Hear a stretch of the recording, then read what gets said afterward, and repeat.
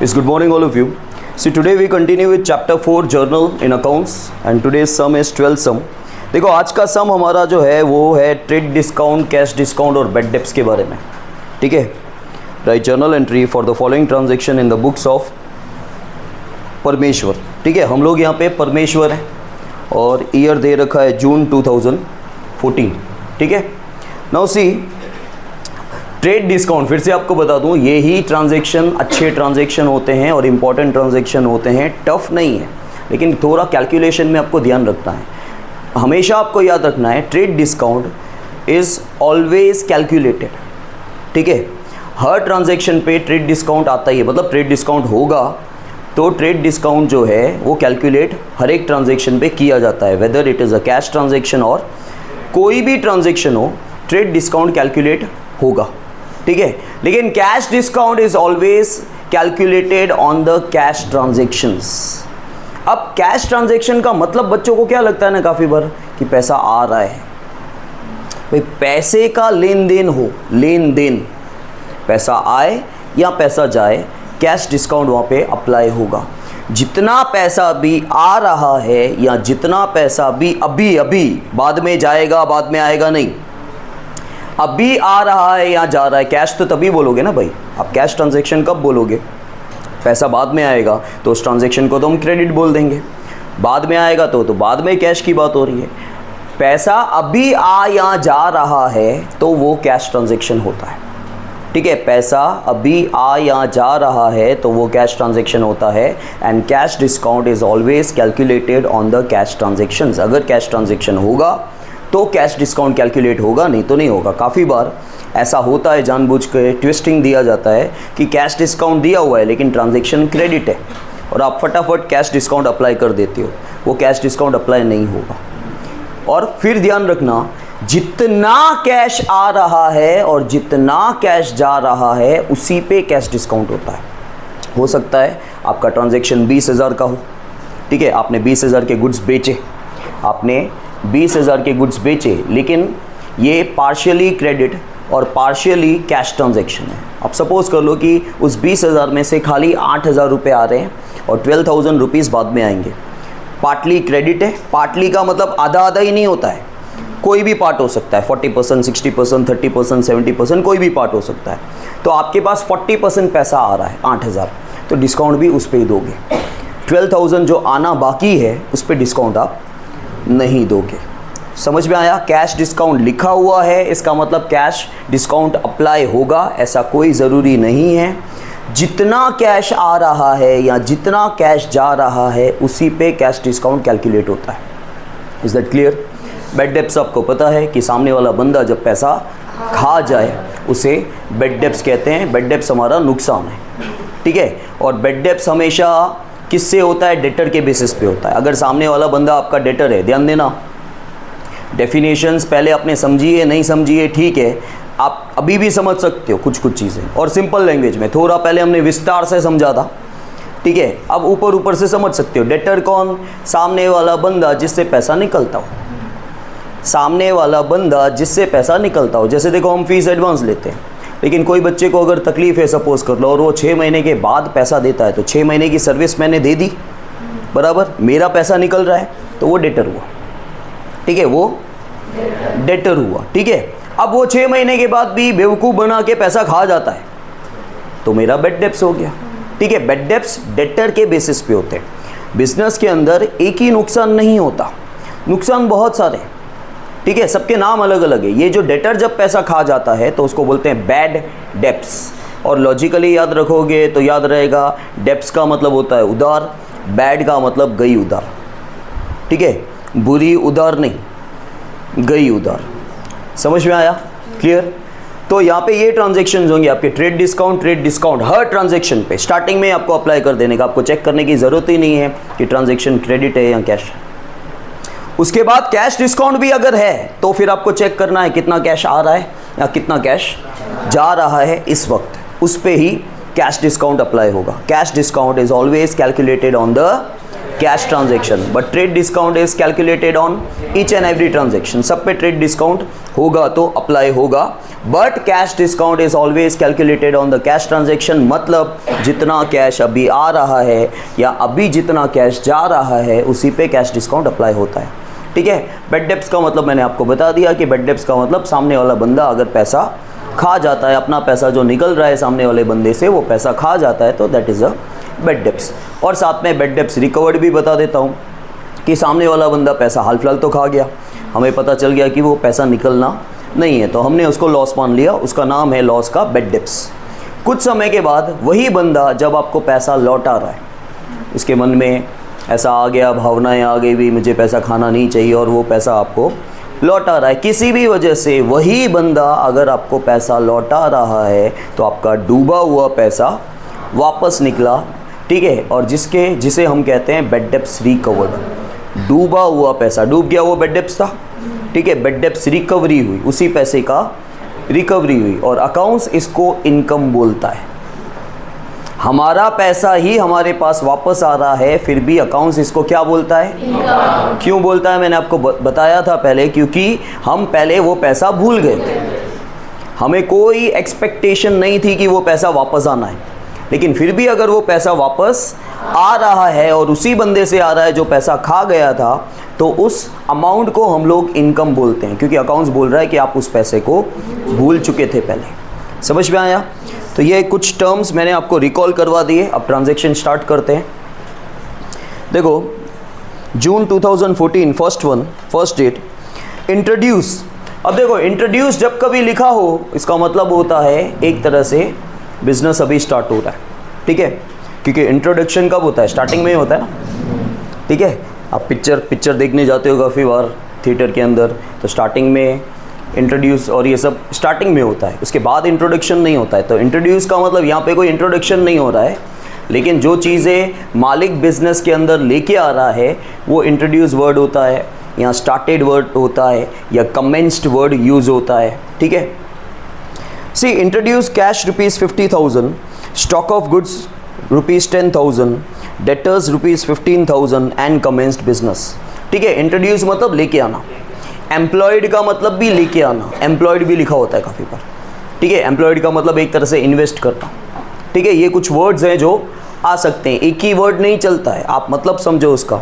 तो यहाँ पे कैश 50,000 आ रहा है, गुड्स आ रहे हैं 10,000 के, और डेटर्स आ रहे हैं 15,000 के, और बिजनेस स्टार्ट हो रहा है।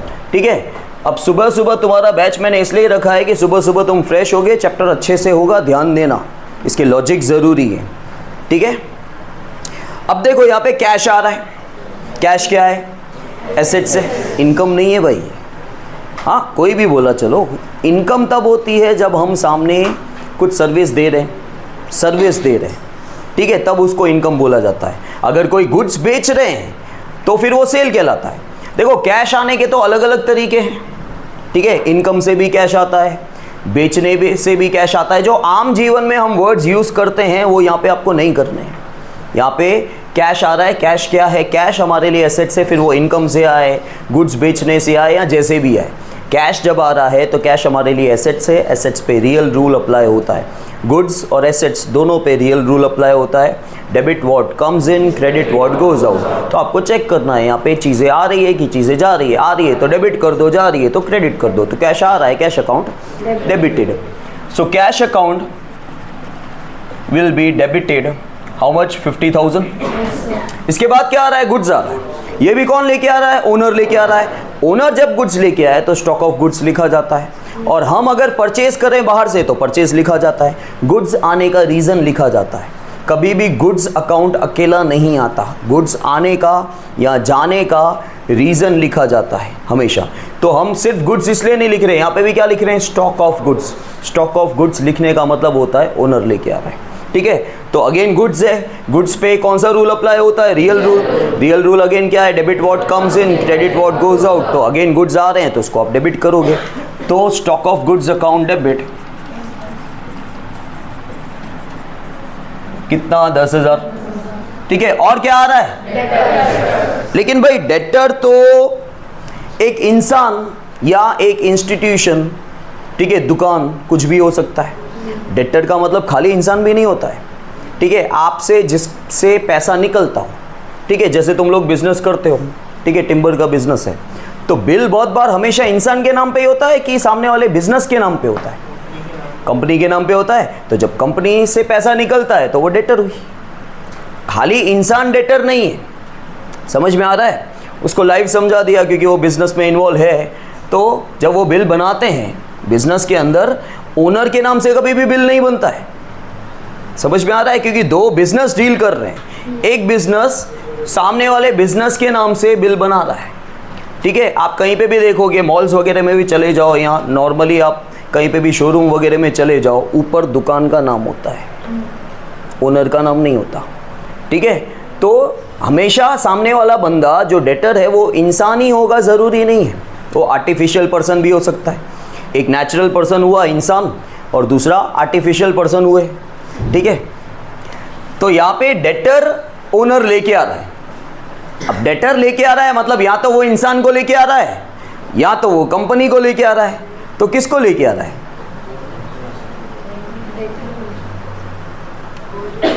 हम पहले ये डिस्कस कर चुके हैं, खाली इतना देखना है कि आपको याद है कि नहीं किसी को। हाँ, वही पूछ रहा हूँ। कौन? ओनर जो है उसने उसके डेटर। तो हम कौन है? हम बिजनेस है। और जो ओनर है वो जिनसे उसके पैसे निकल रहे हैं वो किन से पैसे निकल रहे हैं? थर्ड पर्सन या कोई भी। थर्ड पर्सन कौन है? कोई भी कंपनी या नेचुरल। कौन है वो? डेटर। डेटर। क्योंकि नाम नहीं पता है तो डेटर ही हुआ ना।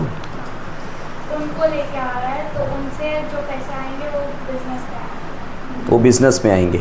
क्यों? किसको लेके आ रहा है? डेटर्स को बिजनेस। तो अभी पैसे आ रहे हैं?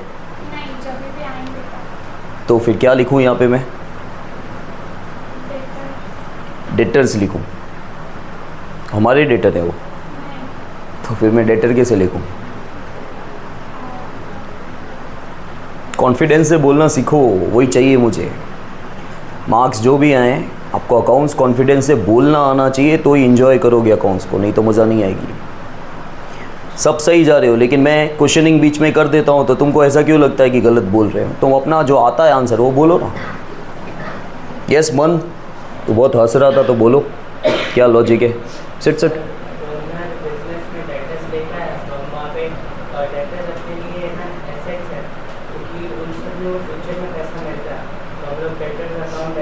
पर वो तो डेटर ओनर के डेटर है ना। कमेंस तो स्टार्टेड होता है।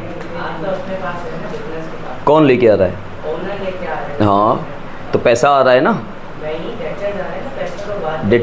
डेटर कैसे आएंगे? कंपनी या इंसान कैसे आएगा?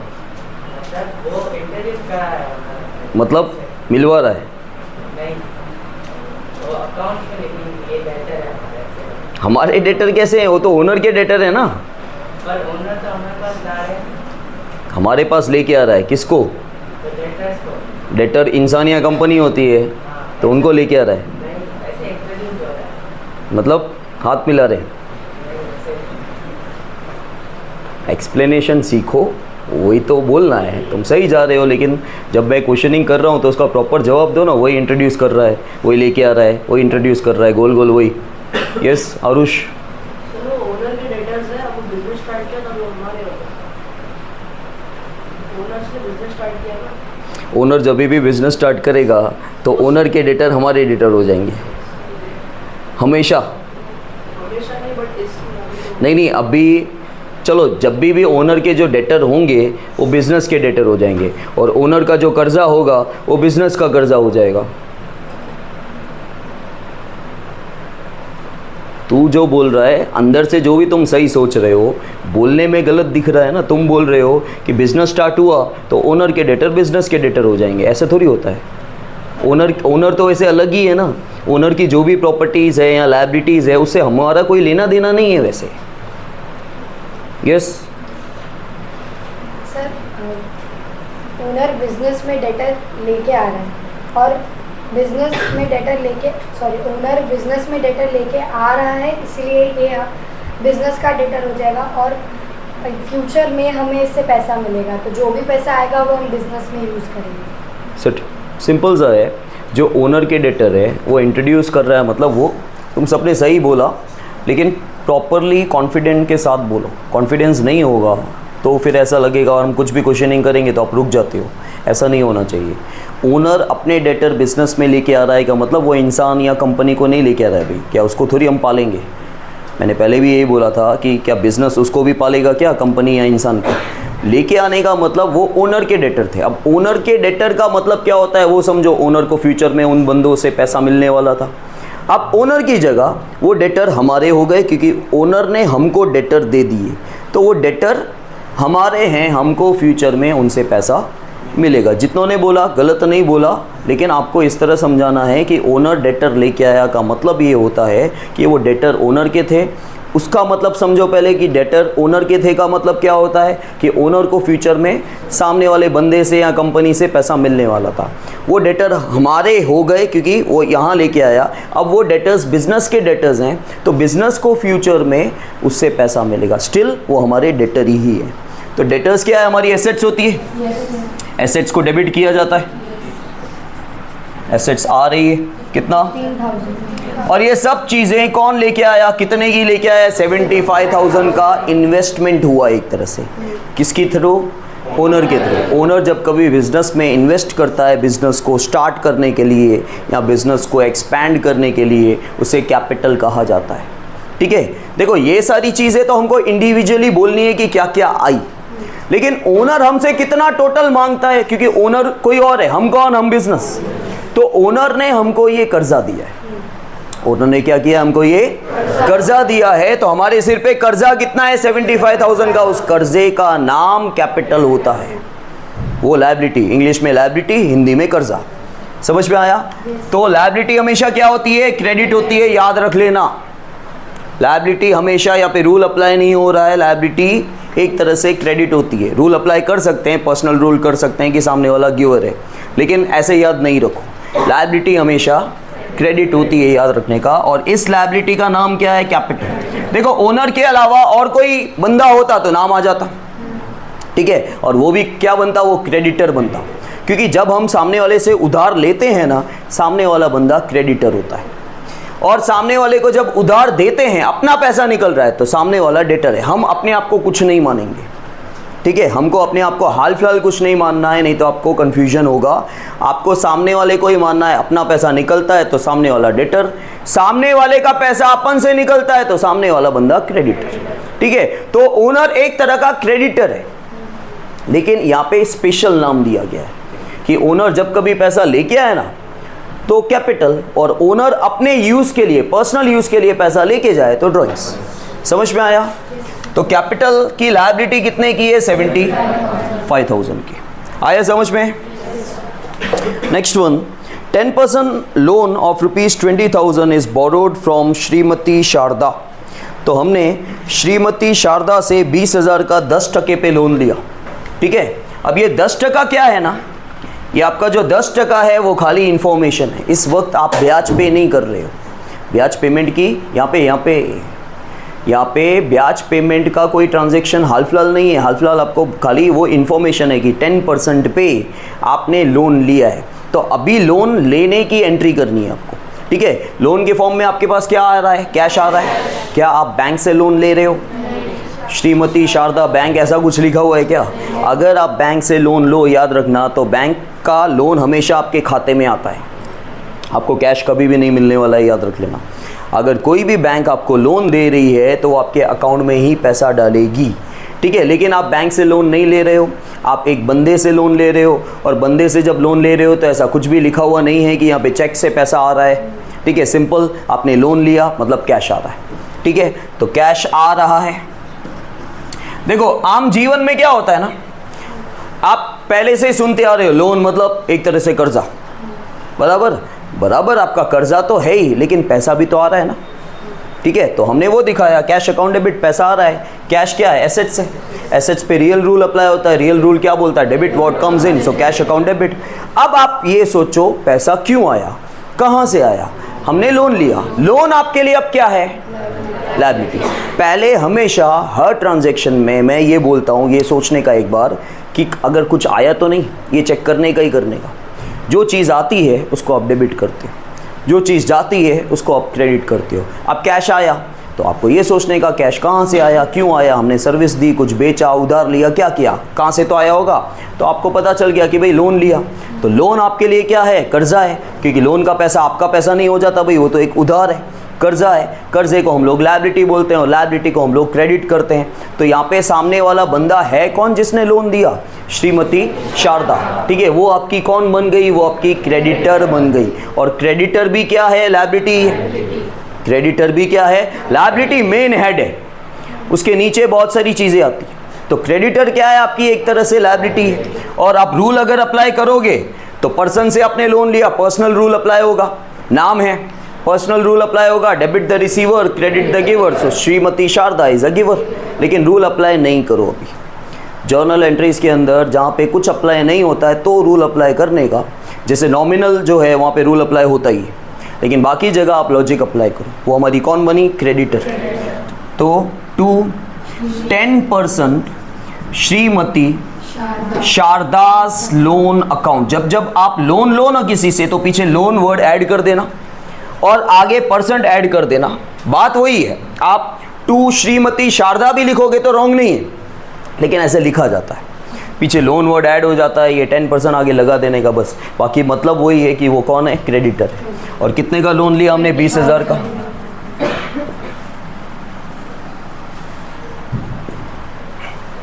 समझ आ रहा है ना तुमको?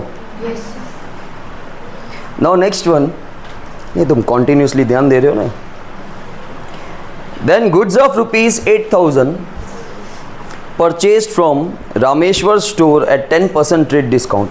हम 8,000 के गुड्स परचेज कर रहे हैं, किससे, रामेश्वर स्टोर से, एट 10%। अब देखो हम गुड्स परचेज कर रहे हैं। सबसे पहली बात, कभी भी आप कोई भी चीज़ खरीदते हो, आप उधार में खरीदो या कैश में खरीदो, चीज़ तो आएगी आपके पास। तो परचेज़ किया है तो गुड्स, तो यहाँ पे गुड्स परचेज़ किए हैं, 8,000 के किए हैं, लेकिन सामने नाम दिया हुआ है किससे परचेज़ किए हैं। जब नाम दिया हुआ है मतलब वो क्रेडिट ट्रांजैक्शन है। और ट्रेड डिस्काउंट तो मैंने क्या बोला, सब पे अप्लाई होता ही है। ट्रेड डिस्काउंट सब पे अप्लाई होता ही है। तो आपने 8,000 के जो गुड्स लिए हैं वहाँ पे माइनस करके 10% कर दो, 7,200 आएगा। 7,200 के गुड्स आपने लिए। देखो ट्रेड डिस्काउंट बुक्स में रिकॉर्ड नहीं होता है, कैलकुलेट होता है। कैलकुलेट हमेशा होगा। ये 800 रुपये जो कम हो गए ना, उसका यहाँ पे रिकॉर्डिंग नहीं होता। कैश डिस्काउंट होता तो यहाँ पे हम लोग दिखाते। Cash discount is always recorded in the books and trade discount never recorded in the books. ठीक है, वो कभी भी रिकॉर्ड नहीं होते हैं, लेकिन कैलकुलेट होते हैं। कैश डिस्काउंट कैलकुलेट कभी होगा, कभी नहीं होगा। कैश ट्रांजैक्शन होगा तो होगा, कैश ट्रांजैक्शन नहीं होगा तो कैश डिस्काउंट कैलकुलेट नहीं होगा। लेकिन ट्रेड डिस्काउंट हमेशा कैलकुलेट होता है, लेकिन रिकॉर्ड नहीं होता। तो सिंपल एंट्री सिंपल ही आएगी। आपने गुड्स परचेज किए तो गुड्स का अकाउंट है। सुन लो पहले, गुड्स का अकाउंट है। गुड्स के अकाउंट के ऊपर रियल रूल अप्लाई होता है। रियल रूल बोलता है डेबिट व्हाट कम्स इन। ठीक है, जो आ रहा है उसको डेबिट करो। तो गुड्स आ रहे हैं, लेकिन गुड्स आने के और जाने के रीज़न लिखा जाता है। मैंने गुड्स अकाउंट नहीं लिखा है, ठीक है, मैंने क्या लिखा है, गुड्स आने का रीज़न। गुड्स आने का रीज़न क्या है, परचेस। और क्या आपके यहाँ से पैसा जा रहा है, नहीं, क्योंकि आपने उधार में परचेस किया। किससे परचेस किया, रामेश्वर स्टोर से। तो रामेश्वर स्टोर क्या है, देखो दुकान का नाम आ गया, इंसान का नाम नहीं आया है यहाँ पे, दुकान का नाम आया है क्योंकि हमने उस दुकान से परचेस किए। तो हमारा क्रेडिटर दुकान का मालिक नहीं बन रहा है, दुकान बन रही है। दुकान एक आर्टिफिशियल पर्सन है, ठीक है। तो क्रेडिटर मतलब एक तरह से हमारी लायबिलिटी है। आप अगेन नाम दिया हुआ है, किसका, दुकान का नाम है, आर्टिफिशियल पर्सन हुआ, ठीक है। पर्सन है तो पर्सनल रूल अप्लाई कर सकते हो, debit the receiver credit the. तो यहाँ पे कौन है सामने, रामेश्वर स्टोर गिवर है, वो भी आप कर सकते हो, लेकिन मैं बोलता हूँ कि वो मत करो। आप लॉजिक अप्लाई करो। हमने उधार में परचेस किया तो सामने वाले बंदे का पैसा हमसे निकलता है, तो सामने वाला बंदा हमारा क्रेडिटर है। और क्रेडिटर एक लायबिलिटी होती है जिसको क्रेडिट किया जाता है। तो टू रामेश्वर स्टोर्स अकाउंट, ठीक है, कितना, 7200, 8,000 के गुड्स हैं, ठीक है। और दूसरा कैलकुलेशन आप ऐसे भी कर सकते हो, जो लंबा कैलकुलेशन है, आपको आना चाहिए, कर भले करना मत, कि 8,000 इंटू 10% करोगे ना, इंटू मतलब आप 10% निकाल रहे हो तो वो 800 आएगा। फिर 800 रुपये 8000 में से माइनस करोगे तब जाके 7200 आएगा। और हम जो डायरेक्टली करते हैं, हम डायरेक्टली क्या करते हैं, हम 10% माइनस कर देते हैं। 8000 माइनस 10% करोगे तो 7200 आ जाएगा, वो डायरेक्टली किया जाता है। लेकिन अगर आपसे पूछा जाए कि 10% कितना होता है, ये अमाउंट जो है वो 90% है, क्योंकि 10% तो आपने डिस्काउंट दे दिया। 8000 जो था ना, वो हर अमाउंट अपने आप में 100% होता है। तो 8000 100% था, 10% आपने डिस्काउंट दे दिया, तो ये अमाउंट कितना है, 90%। तो जो आपने माइनस करके निकाला ना, वो डायरेक्टली 90% आ जाता है। और आपसे कोई भी पूछे कि 10% कितना होता है, 10% सिंपल, देखो 5%, 20%, 50% निकालने के लिए सब लोग पहले क्या करते हैं पता है, 10% निकालते हैं। पहले क्या करते हैं, 10% निकालने का सिंपल कैलकुलेशन क्या है, पीछे से एक ज़ीरो कम कर दो। 8000 में से एक ज़ीरो निकाल दो, 800, वो 10% होता है। 20% निकालना हो तो 10% आ गया 800, उसका डबल कर दो 1600। 5% निकालना है, 800 आ गया, 10% उसका आधा कर दो। इस तरह होता है। देन फिफ्थ वन, देखो goods of ₹5000 sold to Gayatri stores at 10% trade discount. अब हम गुड्स बेच रहे हैं, उधार पे बेच रहे हैं, उधार पे बेचें या कैश पे बेचें, ट्रेड डिस्काउंट तो कैलकुलेट हो गई। तो 5000 के गुड्स, देखो ये कैलकुलेशन चलाने का मतलब ही नहीं है, मैंने अभी आपको कैलकुलेशन बताया। 10% कैसे निकलता है, 5000 में से एक ज़ीरो निकाल दो, 500 रुपये माइनस कर दो, 45। समझ में आया, कैलसी चलाओ, क्योंकि आगे जल्दी जल्दी कैलसी चलाना पड़ता है, नहीं तो पेपर छूट जाएगा। ये तो खास कैलकुलेशंस नहीं है, लेकिन जब आएंगी तो आपको बिना कैलसी के तो नहीं चलेगा, ठीक है। लेकिन ओरल कैलकुलेशन 10% वगैरह की आप कर सकती हो कि एक ज़ीरो निकाल दिया तो 500 रुपये आया, 500 रुपये 5000 में से माइनस किया, 4500 के गुड्स हमने उधार पे बेचे। किसको, गायत्री स्टोर्स को। तो हमने यहाँ पे क्या किए, गुड्स बेचे, गुड्स जा रहे हैं। गुड्स जाने का रीज़न क्या, सेल। गुड्स पे रियल रूल अप्लाई होगा, debit what comes in, credit what goes out. तो यहाँ पे गुड्स जा रहे हैं, तो गुड्स जा रहे हैं तो क्रेडिट कर देंगे, ठीक है। सेल्स क्रेडिट हो जाएगा। क्या पैसा आ रहा है, हमने उधार पे बेचे, मतलब अपना पैसा निकलता है। अपना पैसा निकलता है तो सामने वाला बंदा हमारा डेटर है, डेटर को डेबिट किया जाता है क्योंकि वो हमारी एसेट्स है। और अगर आप रूल अप्लाई करोगे तो सामने वाला पर्सनल रूल अप्लाई होगा, सामने वाला रिसीवर है, तभी भी डेबिट हो जाएगा। लेकिन रूल अप्लाई मत करना, कोशिश करना रूल अप्लाई न करके करो, क्योंकि आगे के ट्रांजेक्शन है ना, आपको उसके अकॉर्डिंग समझ में आएंगे। काफ़ी बार क्या होता है, आज हमारा डेटर बना, कल कोई वो पेमेंट कर रहा है, आधी पेमेंट कर रहा है, तो डेटर कैंसिल होगा। तो उस समय फिर आपको समझ में नहीं आएगा, लॉजिकली आपको ज़्यादा समझ में आएगा। और लॉजिकली ही ज़रूरी है कि वो डेटर कितने का था, कितने से कैंसिल हुआ, काट साट के अपना पैसा कितना निकल रहा है, ठीक है, वो सब आपको अच्छे से समझ में आ जाएगा उसमें। तो 5 तारीख को देखो, हमने गायत्री स्टोर्स को गुड्स बेचे। सो गायत्री स्टोर्स अकाउंट डेबिट, ये हमारा डेटर है। डेटर क्या होता है, डेटर एसेट्स होता है, क्योंकि देखो एसेट्स की डेफिनेशन क्या है, सिंपल, जो कुछ भी फ्यूचर में मिलेगा। एक एसेट्स का मतलब होता है हमारी property, land, building, machinery, vehicle, ये सब, ठीक है। और दूसरा एसेट्स जो ज़्यादातर अकाउंट्स में यूज़ होता है कि जो कुछ भी फ्यूचर में मिले, जो अभी नहीं मिल रहा है, जो एक्चुअली अभी मिलना चाहिए और अभी नहीं मिल रहा है और फ्यूचर में मिलेगा, तो हमारी एसेट्स है। जो हमें आज पे करना है और हम नहीं पे कर रहे हैं और आगे चल के पे करेंगे, तो हमारी लायबिलिटी है। जो कुछ भी फ्यूचर में मिले वो हमारी एसेट्स, जो कुछ भी फ्यूचर में पे करना है वो हमारी लायबिलिटी है, ठीक है, लायबिलिटी। सो गायत्री स्टोर्स अकाउंट डेबिट कितना, 4500 के गुड्स बेचे, वो 4500 की डेटर बना, ठीक है। 2 गुड्स जा रहे हैं, गुड्स जाने का रीज़न सेल्स। आया समझ में?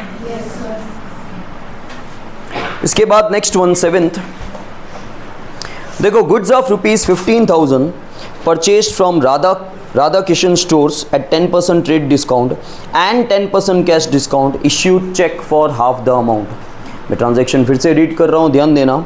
हमने 15,000 के गुड्स परचेज किए राधा किशन स्टोर से एट 10% ट्रेड डिस्काउंट, ठीक है, and 10% cash discount also, issued cheque for half the amount. Issue मतलब देना, ठीक है। देखो इश्यू के अकाउंट्स में अलग अलग मतलब होते हैं। 12th में आप आओगे तो हम लोग क्या करते हैं, हम लोग शेयर्स इश्यू करते हैं। शेयर इश्यू करने का मतलब बेचना होता है। यहाँ इश्यू का मतलब हो रहा है देना, ठीक है। अब हमेशा एक चीज़ याद रखना, जब ट्रेड डिस्काउंट हो ना, तो कभी भी ऐसे बोलने का ही नहीं कि 15,000 के गुड्स परचेज किए। ट्रेड डिस्काउंट माइनस करने के बाद वाला अमाउंट ही लेने का। मैडम मैं इंपॉर्टेंट चीज़ बता रहा हूँ, क्या बोला मैंने?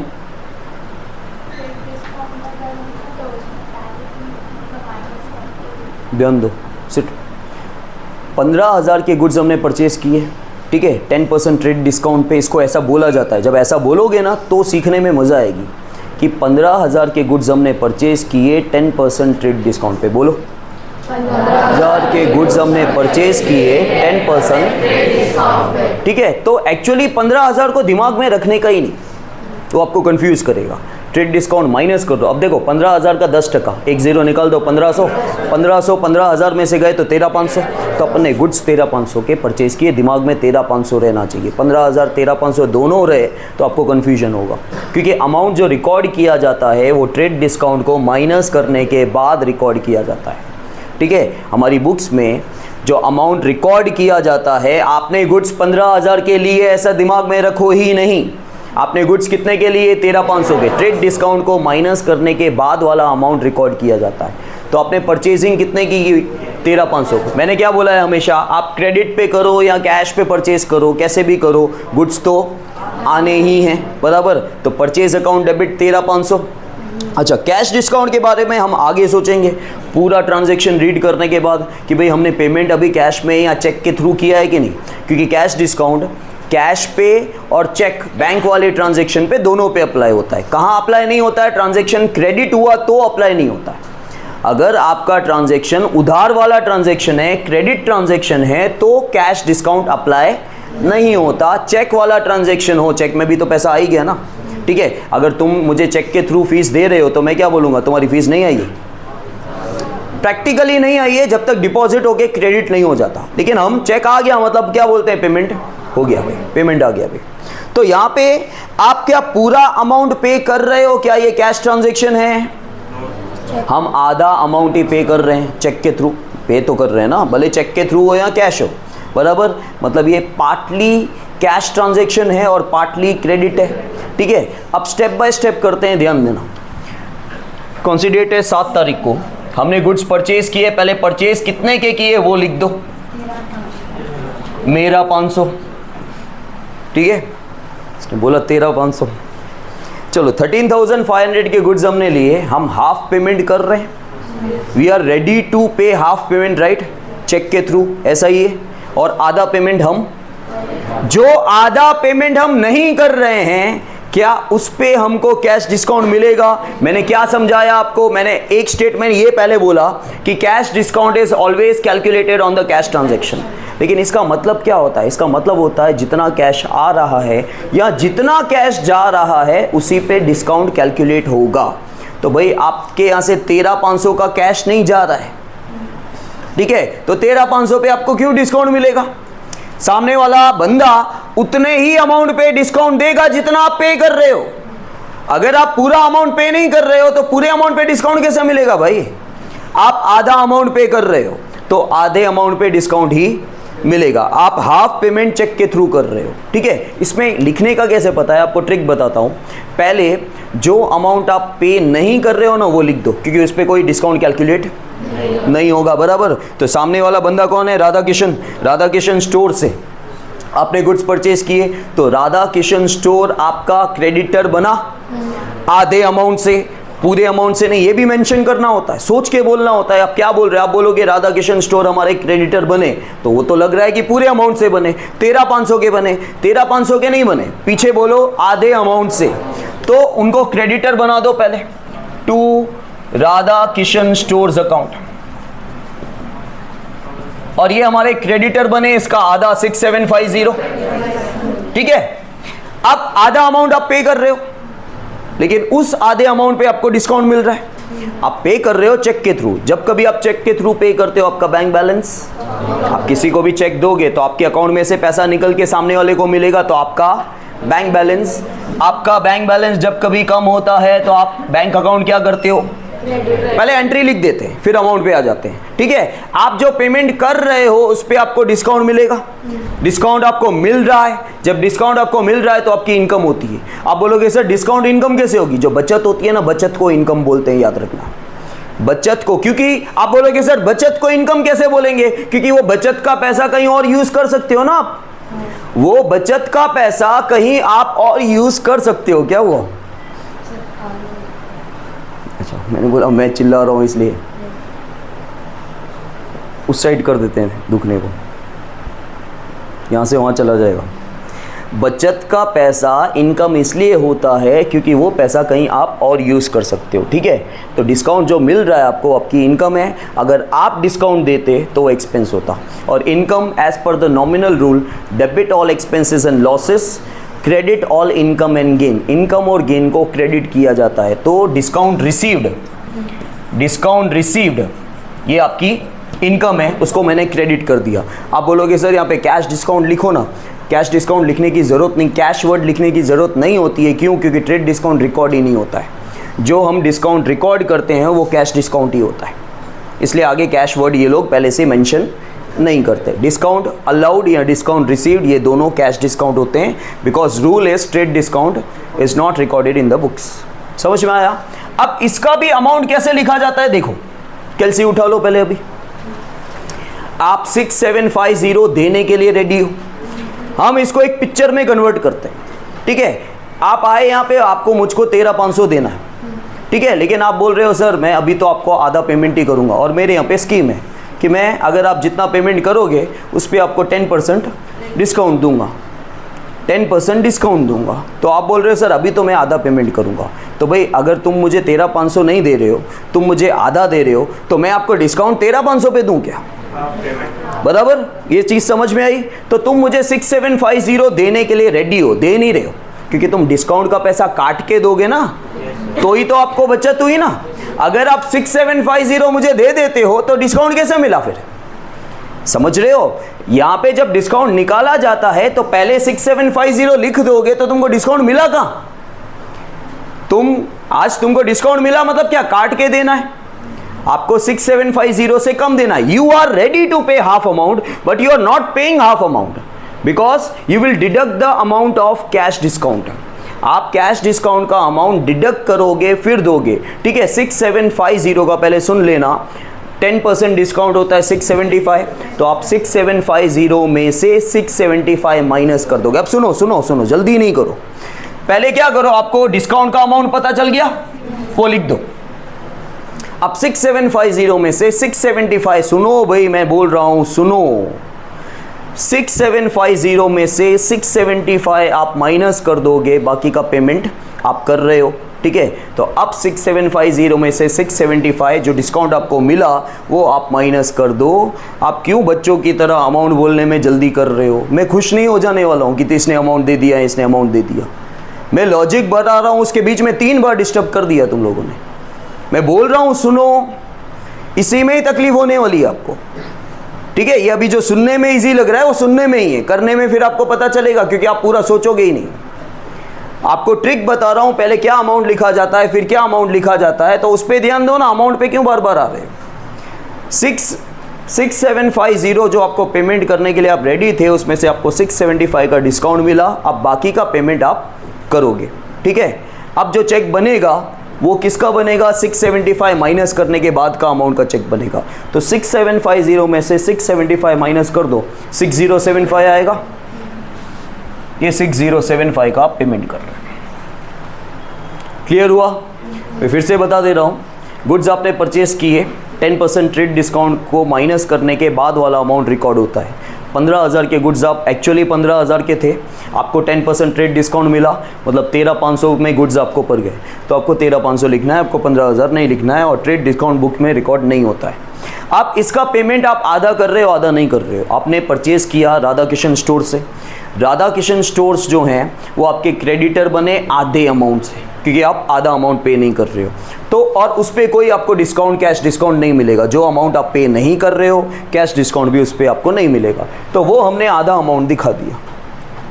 अब आधा अमाउंट आप जो पे करना चाहते हो, यू आर रेडी टू पे, इसको बोलते हैं you are ready to pay, you are not paying that amount.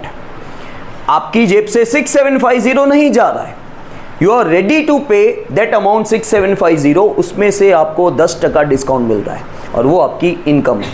तो 6750 का 10% कैश डिस्काउंट 675 होता है। तो डिस्काउंट आपकी इनकम है, as per the nominal rule उसको क्रेडिट कर दो 675। Now how much you have to पे?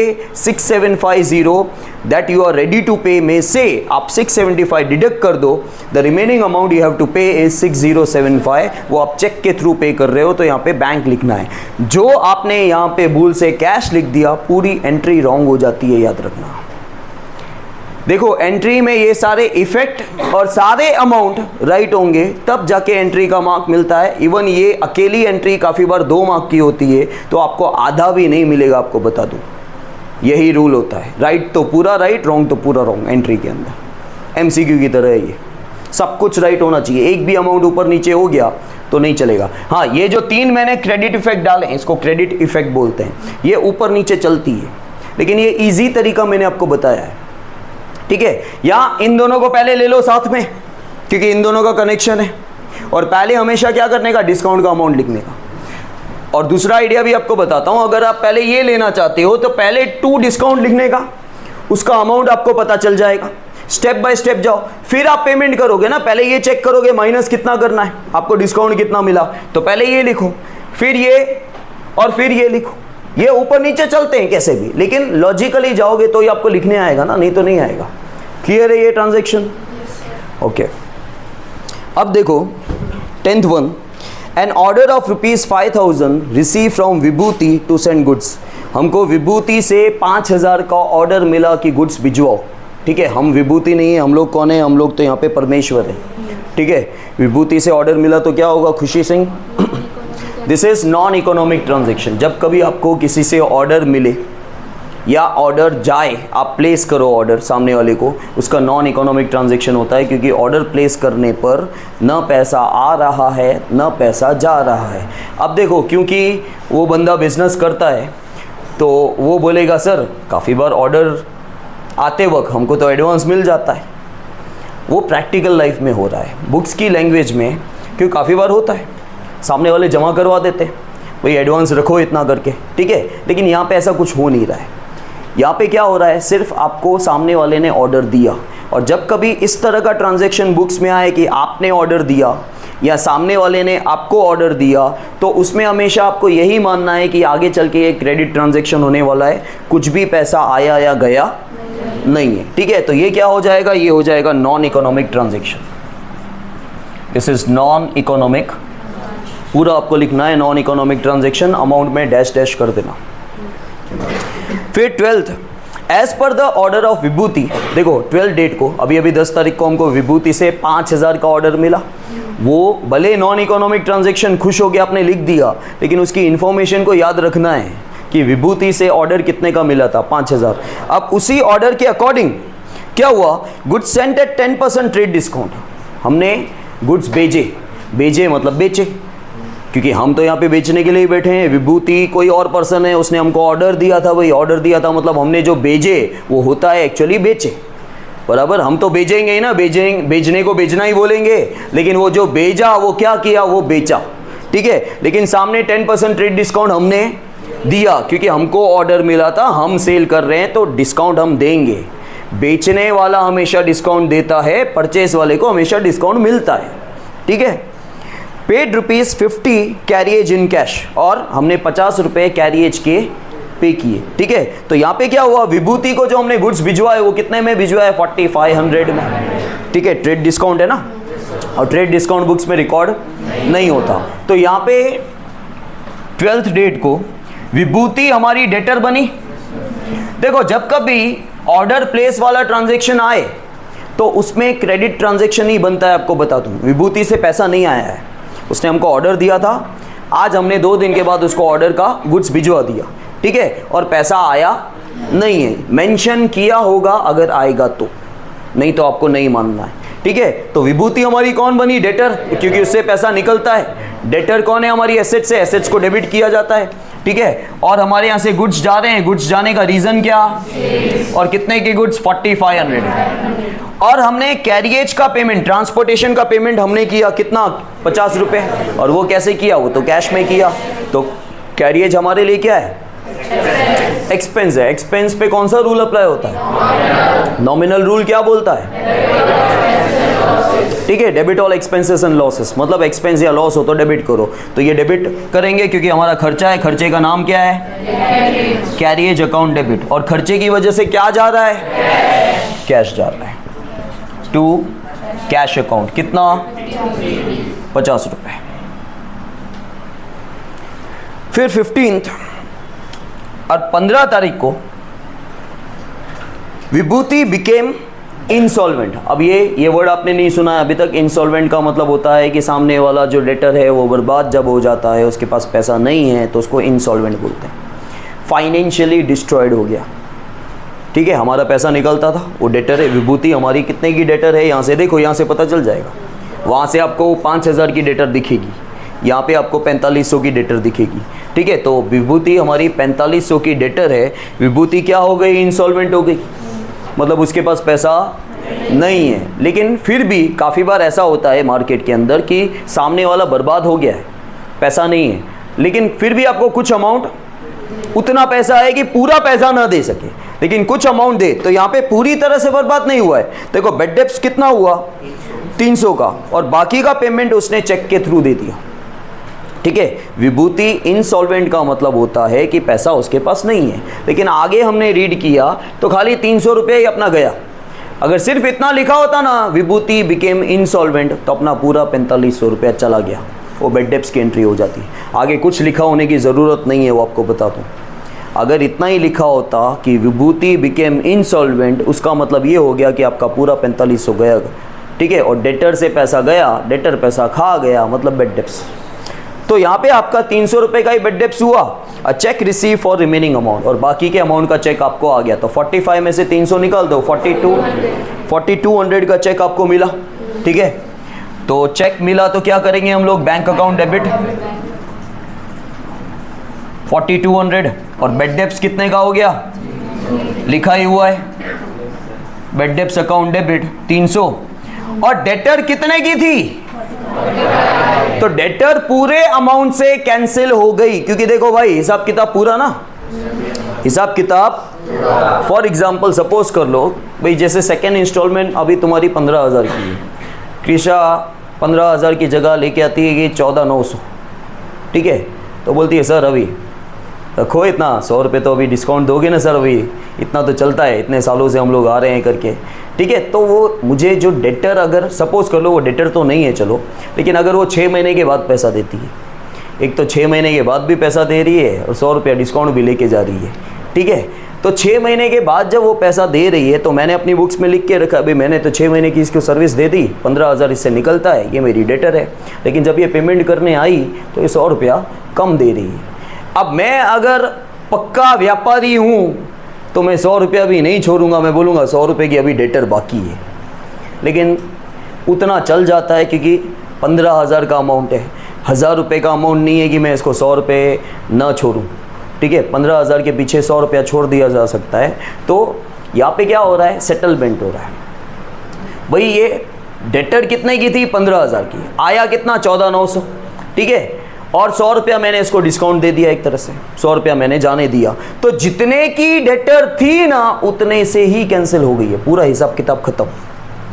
अगर मैं डेटर कैंसिल 14,900 से करता हूँ तो उसका मतलब ये होता है स्टिल 100 रुपये की मेरी डेटर है। अभी विभूति हमारी डेटर 4500 की थी, उससे कितना आ रहा है, 4200 आ रहा है, 300 का तो बेड डेप्स हो गया, तो 4500 का हिसाब किताब पूरा हो गया ना, बराबर। पैसा कितना आया उस पर फोकस नहीं करो, आप ये सोचो कि पूरे अमाउंट का हिसाब किताब हो गया कि नहीं।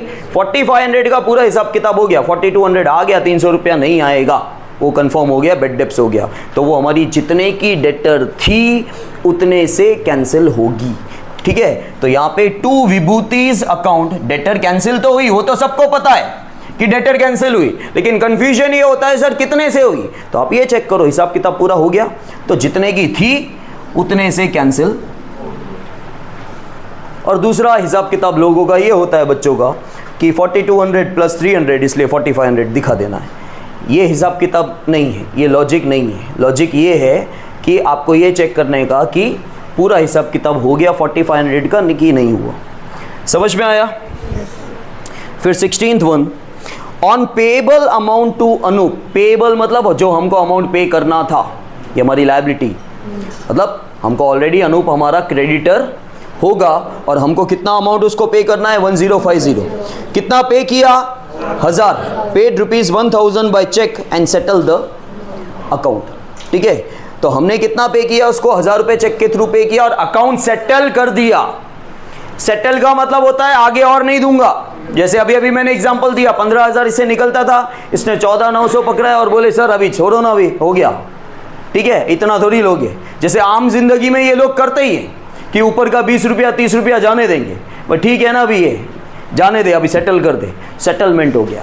हमको पे करना था 1050, अनूप को हमारा क्रेडिटर वो 1050 का था, लेकिन हमने उसको 1000 रुपये का चेक दिया और पता दिया, सेटल कर दिया। मतलब आगे और पे नहीं करेंगे 50 रुपये। सेटलमेंट का मतलब ये होता है अकाउंट क्लोज हो जाना, आगे हम 50 रुपये पे, तो जितने का क्रेडिटर था उतने से कैंसिल होगा। 1050 का क्रेडिटर था, 1050 का बात पूरा हो गया, स्टिल 50 रुपये हमको देना बाकी नहीं है। समझ में आया? तो यहाँ पे क्या हो रहा है, 16 तारीख को अनूप आपका क्रेडिटर कितने का था 1050 का। 1050 से ये बच्चों को समझ में नहीं आता है, फिर बता दूं, उनको ऐसा लगता है कि वो हमारा क्रेडिटर 1000 रुपये से कैंसिल हुआ। 1000 रुपया तो पैसा जा रहा है। क्रेडिटर कितने का था, क्या आपको 50 रुपये आगे चल के देने हैं? तो 1000 रुपये का क्रेडिटर कैंसिल हुआ, आपको आगे चल के नहीं देना है पैसा। ठीक है, तो जितने का क्रेडिटर था उतने से कैंसिल हो गया। तो अनूप्स अकाउंट डेबिट, ये हमारा क्रेडिटर कैंसिल हुआ, क्योंकि क्रेडिटर जब बनता है तो क्रेडिट होता है, क्रेडिटर कैंसिल हो रहा है तो ऑपोजिट इफेक्ट आती है, दैट इज 10। और आपने पेमेंट कैसे किया? चेक के थ्रू। भूल से अगर आप कैश लिख देते हो, खास ध्यान देना, कैश और बैंक में, तो एंट्री गलत हो जाएगी, आपके लॉजिक कितने भी सही क्यों नहीं हो। ठीक है, और बैंक बैलेंस कितने से कम हो रहा है 1000, और आपको क्या मिल रहा है, आपको डिस्काउंट मिल रहा है। एक्चुअली ये डिस्काउंट आपने ले लिया है, इसको मिलना नहीं बोलते। ठीक है, इसको अलाउंस बोलते हैं एक्चुअली पहले, आजकल डिस्काउंट हम लोग लिख देते हैं। अलाउंस और डिस्काउंट में यही फ़र्क होता है कि जो स्कीम के अकॉर्डिंग, ऑफर के अकॉर्डिंग आपको मिल रहा है दैट इज़ अ डिस्काउंट, और जो आप ऊपर का 20-30 रुपया बचा लेते हो ना, ठीक है, जैसे काफ़ी बार लेडीज़ सब्जी वालों के पास करती है, भाई ठीक है भाई 54 रुपया हुआ, ले 50 रुपये ले, हो गया 4, तो वो तुमने ले लिया भाई। ठीक है, वो तुमने ले लिया, तुमको दिया नहीं है। समझ में आया? Last one, receive ₹1500 for return of bed debts of ईमानदार। अब ईमानदार ने बेईमानी कर दी भाई, ठीक है, बेईमानी की थी, अब वो वापस ईमानदारी दिखा रहा है। देखो क्या लिखा हुआ है, रिसीव्ड। अब कुछ बच्चों को यहाँ पे ऐसा लगता है, देखो कन्फ्यूजन क्या होता है वो आपको बताता हूँ। कुछ बच्चों को लगता है बेड डेब्ट्स हो रहा है, फिर आगे आगे दिखता है रिसीव्ड। तो जो बच्चे सोचते हैं, थोड़ा जो सोचते हैं उनकी बात कर रहा हूँ, उनके दिमाग में ये दोनों चीज़ें आती है, अरे बेड डेब्ट्स भी हो रहा है, रिसीव भी हो रहा है, ये कैसे हो रहा है? क्योंकि बेड डेब्ट्स में रिसीव थोड़ी होता है। ठीक है, बेड डेब्ट्स में पैसा तो, बेड डेब्ट्स में पैसा तो जाता है ना, डूब जाता है, जाता है ना, मतलब अपना पैसा तो किसका पैसा जाएगा बेड डेब्ट्स में? बेड डेब्ट्स में पैसा आता है कि जाता है? ना आता है ना जाता है भाई, न आता है न जाता है बेड डेब्ट्स में पैसा। बेड डेब्ट्स में पैसा डूब जाता है, जो बोल रहे थे ना वो सही जवाब था, क्योंकि पैसा तो पहले ऑलरेडी तुमने किसी को दे के रखा है, जो तुम्हारा पैसा निकल, अभी कहाँ गया? एंट्री किसकी करते हैं हम लोग? जो अभी हो रहा है। आप डेटर, आपका मतलब क्या? आपने ऑलरेडी किसी को उधार में कोई चीज़ बेची है, या आपने उधार किसी को दे के रखा है, वो पैसा अभी नहीं चला, वो तो जब आपने दिया था तब उसकी एंट्री की होगी आपने।